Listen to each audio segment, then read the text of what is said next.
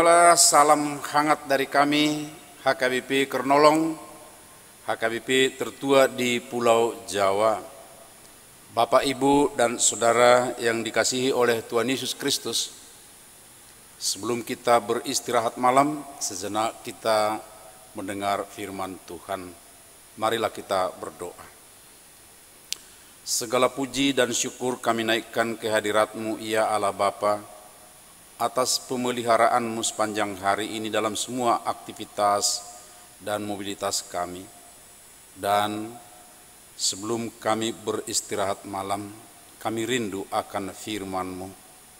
Karena itu, di dalam kuasa Roh-Mu yang kudus, kuduskan kami, sehingga layak untuk mendengar firman-Mu. Terpuji Engkau Bapa, di dalam anak-Mu Yesus Kristus Tuhan kami. Amin.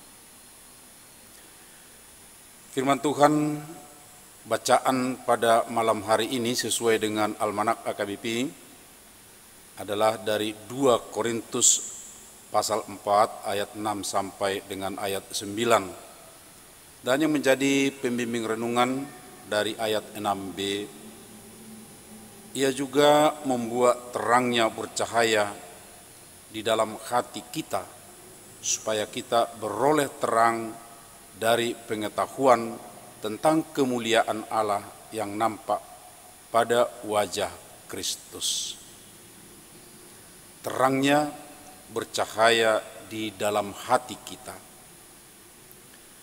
Bayang-bayang gelap di tahun 2023 itulah yang sering kita dengar menjelang akhir tahun lalu, yaitu tahun 2022. Kita sekarang sudah menjalani beberapa hari di tahun 2023 ini. Memang belum begitu jelas makna gelap yang diprediksi oleh mereka itu. Sesungguhnya ada para filsuf menggambarkan bahwa dunia ini merupakan medan persaingan atau kompetisi antara kegelapan dan terang. Sepertinya 2 kekuatan yang tarik-menarik sedemikian rupa. Artinya ada 2 kekuatan yang sedang bertarung dan di dalamnya manusia berada. Kita berada di antaranya. Berada di antaranya bukanlah maksudnya merupakan sesuatu yang begitu mudah, melainkan sesuatu yang pasti sulit. Seseorang di antara kita harus bersikap, atau setiap orang harus bersikap di bagian yang mana, kegelapan atau terang. Ditarik ke sana, digoda ke pihak sana dan sini. Itu terjadi. Tidak boleh di 2 pihak. Menjadi kalau setengah gelap atau setengah terang. Walaupun ada saja berlakon seperti itu, memang kelihatannya dia berada di pihak yang terang, tetapi perlakuannya lain, atau di dalam hatinya lain. Sesungguhnya yang menggerakkannya adalah kuasa kegelapan. Nah, itu mungkin saja terjadi. Tentunya manusia dunia ini pun karena keberdosaannya sudah menjadi kegelapan. Ini konsekuensi dari keberdosaan sehingga manusia itu berada dalam kegelapan. Oleh karena itulah Tuhan kita datang ke dunia sebagai terang dunia. Dia juga berada di dalam diri orang percaya. Dan inilah kelebihan orang-orang percaya kepada Yesus Kristus. Kedatangannya melalui Roh-Nya yang kudus. Dengan demikian manusia itu diubahnya menjadi terang. Jadi orang-orang percaya itu bukan lagi seperti manusia biasa, tapi dia sudah memiliki terang dari Tuhan itu sendiri. Hal ini tentu berkenaan dengan perkataan Tuhan Yesus dalam Matius 5 ayat 14. Kamu adalah terang dunia yang harus berada di tempat yang tinggi agar bisa menerangi. Itu adalah ungkapan Tuhan Yesus menyatakan bahwa setiap orang yang percaya atau pengikutnya sudah menjadi terang untuk dunia ini, dan harusnya dia memancarkan terang itu dari tempat yang lebih tinggi. Dan kini keberadaan manusia yang telah dimasuki atau diisi dengan roh Tuhan itu, walaupun masih berada di dunia ini, di dunia yang gelap, tetapi dia telah diubahkan. Pikirannya atau akal budinya sudah diubah, atau oleh Rasul Paulus mengatakan sudah ada pembaharuan budi. Ini dikatakan ketika ke suratnya ke jemaat Roma.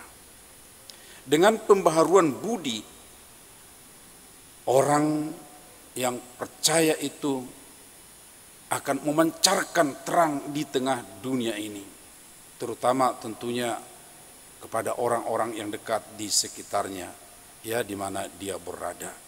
Pembaharuan budi itu yang bisa memberikan pencerahan, memberikan pikiran orang menjadi terang, atau arah orang-orang di sekitarnya yang tadinya arah yang tidak baik, tapi oleh terang yang ada pada orang percaya itu diarahkan ke arah yang baik. Jika demikian, orang yang telah mendapat terang itu akan dapat membedakan yang baik dan yang jahat. Tetapi bukan sekadar membedakan, tetapi juga untuk melakukannya, memilih dan melakukan yang baik, serta mengajarkan atau meneruskan kepada orang-orang di sekitarnya. Inilah menjadi tanggung jawab kita. Inilah menjadi tanggung jawab kita, orang-orang yang sudah diterangi, diisi oleh Roh Kudus. Menjadi tanggung jawab kita. Amin, mari kita berdoa. Ya Tuhan, biarlah kami tetap di dalam terang-Mu, dan terang-Mu itu ada di dalam diri kami, dan dikuatkan oleh Roh-Mu memancarkan, membuat terang di sekitar kami, membawa terang kepada orang-orang yang sangat membutuhkan dalam pergumulan hidup, dalam dunia yang tidak menentu, untuk memberikan arah kepada orang-orang, atau yang mengalami pikiran berat sehingga mereka diringankan atau dicerahkan. Terima kasih, kuatkanlah kami ya Bapa. Di saat kami beristirahat malam, lindungilah kami dan berkati, beri kami kekuatan baru, sehingga esok hari ketika kami bangun boleh bekerja dengan baik. Terima kasih ya Allah Bapa. Juga saudara-saudara kami yang terbaring sakit dan sebagian sudah agak lama, kiranya Tuhan Engkau lawat mereka, biarlah mereka juga memperoleh keteguhan hati, keyakinan, berpengharapan daripada-Mu. Terima kasih ya Bapa. Dalam anak-Mu Yesus Kristus kami berdoa dan bersyukur. Anugerah Tuhan Yesus Kristus, kasih setia Allah Bapa, serta persekutuan dengan Roh Kudus menyertai kita.